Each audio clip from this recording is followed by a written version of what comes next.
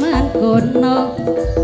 nalikane wong Jawa dijajalondo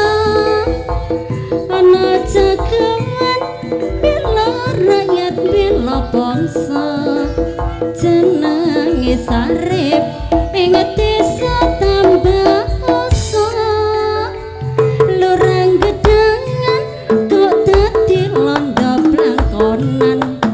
nake pajak tindake sawenang-wenang nake pajak bae Sarip dikepuki Sarip ratrimo lurang gedangan dipateni itan kali Sarip jagoan sakti kusir dokar buruwe apa haji kulan kali